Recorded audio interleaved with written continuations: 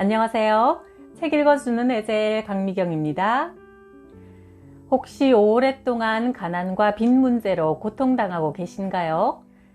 정원 목사님의 대적기도 그리고 대적기도의 적용 원리를 통해서 속 시원한 해결 방법 알려드립니다. 가난에 영이 있다. 많은 사람들이 이 영에 묶여 계속 빚을 지고 삶은 점점 파탄으로 치닫는다. 살다 보면 여러 가지 이유로 경제적인 어려움이 생길 수 있다. 그럴 때 그리스도인들은 이 문제를 가지고 하나님께 나아가 물어야 하며 실제적이고 구체적인 대책을 세워야 한다. 삶의 방식을 바꾸지 않고 손쉽게 카드 빚을 사용한다든지 남에게 돈을 빌리다 보면 빚은 점점 더 불어나 채무의 영에 사로잡혀 더 이상 버틸 수 없는 상황에까지 몰리게 된다. 그러면 사람들이 선택할 수 있는 것은 도박을 통한 한탕이나 복권 당첨과 같은 요행을 노리거나 자살, 범죄 같은 극단적인 길 뿐이다.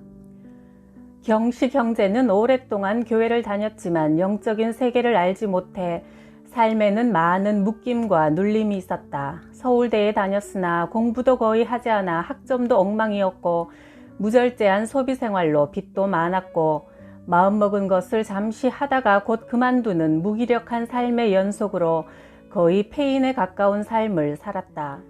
그는 물질적인 어려움이 있을 때 일단 카드를 썼다. 겉으로는 웃고 즐겁게 지냈지만 속으로 항상 불안했다. 비슷한 상황이 반복되어 그의 빚은 늘어갔다. 그는 자신의 무기력에 대해 속이 상했지만 해결될 기미는 보이지 않았다. 그는 나중에 이것이 영적인 문제임을 깨달았다. 자신의 두려움과 무기력감이 현실을 도피하게 했고 채무의 영에 눌리게 된 것을 깨닫자 그는 뜨겁게 기도 생활을 시작했고 예배에 빠지지 않았다. 매일 힘있게 기도와 찬양을 드리고 성경 말씀을 묵상하는 가운데 영혼이 살아나고 강건하게 되었다. 그는 오랫동안 지긋지긋하게 자신을 따라다니는 빚 문제를 해결하기로 작정하고 여기저기 아르바이트 거리를 찾아 성실하게 일했다. 영혼이 강건해지자 일을 하고픈 의욕과 용기가 생겼고 통장 잔고는 조금씩 늘어났으며 가는 곳마다 사람들의 칭찬과 인정을 받게 되었다. 그는 자신이 그동안 아무 의욕 없이 무기력하게 살았던 것도 영적인 문제였음을 깨달았다. 그렇게 적극적으로 일하며 산지 1년 후 그는 가족 모임에서 빚을 완전히 청산한 영수증을 내놓았다. 가족 모두 그에게 축하 박수를 보냈다. 그 영수증은 악한 채무의 영들에서 해방되었다는 선언문과 같은 것이었다. 그 해방은 그가 악한 영의 존재를 깨닫고 거기에서 벗어나야겠다고 결심하고 실행한 순간부터 이루어지기 시작했다. 기도를 무기로 한 영적 전쟁, 그것은 해방으로 가는 지름길이다. 나와 아내는 최근 아내의 친척이 지고 있는 거대한 빚 문제를 도와주기로 마음먹었다. 그리스도인들은 대신 갚아줄 능력과 각오가 없는 한 다른 이의 보증을 서서는 안 되며 누군가 돈을 빌려달라고 하면 형편과 마음이 허락하는 선에서 그냥 주는 것이 바람직하다. 그래야 돈 문제에 얽혀 시험에 들지 않는다. 너는 남의 일에 보증을 서지 말라. 너에게 갚을 것이 없다면 네가 누운 침대까지 빼앗길 것이다. 잠언 22장 26, 27절. 하지만 아내의 친척이 당한 상황은 너무 심각했다. 과거에 섰던 보증 때문에 20년 가까이 빚으로 고통스러운 삶을 살아왔다. 어렵게 직장을 구해도 대부분의 돈이 차압되었고 월세도 밀리다 보니 전세금도 거의 까먹어 가고 있었다. 우리가 지금 그들을 돕지 않으면 극단적인 상황이 생길 수 있다고 느껴져 어떤 분의 집을 담보로 해서 그를 위해 대출을 받아주기로 했다. 하지만 대출은 쉽지 않았다. 우리는 여러 은행을 돌아다녔지만 처음엔 되는 듯 하다가 계속 어떤 문제가 생겨 일이 꼬이곤 했다. 게다가 우리 가정에도 이런저런 복잡하고 피곤한 일이 자꾸 생겼다. 그러다 나는 문득 깨달았다. 우리는 지금 20년 가까이 채무의 영에 사로잡혀 파괴되기 직전의 사람들을 도우려고 하는 중이다. 그렇다면 오랜 세월 그를 지배하고 있던 채무의 영이 가만히 있을까? 당연히 그들의 수중에 거의 넣었던 가정이 다시 살아나는 것을 두고 보지 않을 것이고 방해 공작을 펼칠 것이다. 나는 그것을 깨닫고 아내와 같이 기도했다. 돈의 주인이신 하나님, 우리는 파산 직전의 한 가정을 도우려고 합니다. 오랫동안 그 가정을 지배해온 가난과 채무의 악한 영의 세력을 깨트리려고 합니다. 주님의 보혈로 우리를 덮어주시고 모든 일들이 잘 진행되도록 도우소서. 그리고 나서 나는 채무의 영을 결박했다. 이 악한 영들아, 예수 그리스도의 이름으로 내가 너를 결박하니 이 가정에서 떠나가라. 우리를 방해하는 이 일에서 손을 떼라. 그렇게 기도한 후 우리는 마음의 평화를 얻었다. 그리고 다시 은행에 갔다. 직원은 어제 서류를 제출했지만 결제가 나지 않았다고 했다. 나는 한 번 더 결제를 올리라고 하고 집으로 돌아왔다. 상황은 여전했지만 마음에는 평안이 있었다. 그리고 저녁 때 은행 직원에게서 전화가 왔다. 어떻게 된 일인지 모르겠지만 놀랍게도 승인이 났어요. 분명히 한 가정, 한 사람을 파괴시키는 채무의 영이 있다. 그들은 빚을 지게 만들고 극심한 가난에 점점 더 빠져들게 하여 결국 그 인생을 파괴하려고 한다. 이것은 영적인 전쟁이다. 그러므로 단순히 인간적인 노력만으로 벗어나기는 쉽지 않다. 채무의 배후에 악령이 존재함을 인식하고 주의 이름으로 대적하고 결박한다면 열심히 일해서 돈을 갚을 수 있는 길이 열리며 뜻밖의 도움의 손길이 올 수도 있다. 두려움의 영과 게으름의 영을 함께 대적하여 쫓아내고 성실한 자세로 노력하고 일하여 빚을 갚기 전까지는 최대한 지출도 줄이며 먼저 빚부터 갚아야 한다. 빚이란 곧 올무이며 감옥이기 때문이다. 사냥꾼의 그물에 잡힌 새가 벗어나려고 온 힘을 다해 발버둥 치듯이 빚의 감옥에서 벗어나야겠다고 각오하지 않으면 영혼은 멸망을 향해 치닫게 된다. 가난하면 부자의 지배를 받고 빚지면 빚쟁이의 종이 된다. 잠언 22장 7절. 모든 올무에서 벗어나 자유롭고 행복하게 주님을 섬기라. 마귀가 있는 곳에는 반드시 묶임과 눌림이 있고 주님이 계신 곳에는 반드시 풀림과 자유함이 있다. 우리 주 예수 그리스도께서 부유하신 분이나 우리를 위해 가난하게 되심은 그의 가난으로 우리를 부유하게 하시려는 것이라. 고린도후서 8장 9절.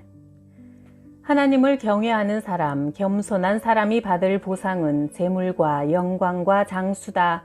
잠언 22장 4절. 정아자매는 서울대 중문과와 대학원을 졸업했는데 인문계열에서 전체 수석을 할 정도로 수재였지만 영리한 만큼 생각이 많고 복잡하고 완벽주의 기질에 염세적이고 부정적인 태도로 삶에 많은 묶임과 눌림을 가지고 어둡게 살고 있었다.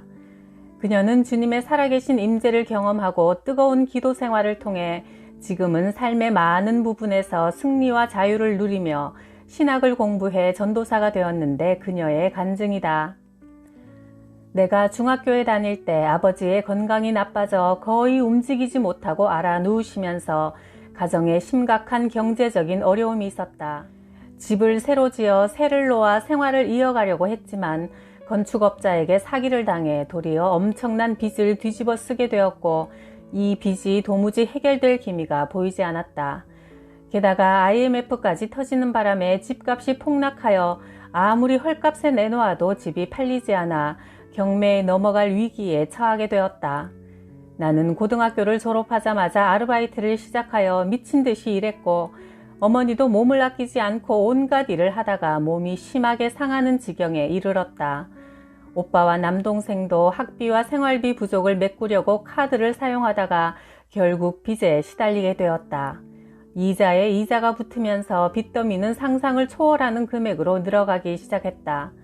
짓던 집은 엄청난 헐값에 급하게 팔아버려 빚은 갚지 못한 채 집만 날리게 되었고 대낮에도 빛이 들어오지 않는 지하 월세방에서 7년이나 살았다. 어려운 상황에 직면하자 마음이 가난해졌기 때문인지 온 가족이 예수님을 영접하여 주님을 애타게 부르고 찾게 되었다. 어둡고 음울하던 집안에 찬양을 틀어놓고 동생들과 함께 합심 기도하며 성경 구절도 여기저기 붙여놓고 신앙생활에 힘쓰면서 주님을 많이 경험하게 되었다.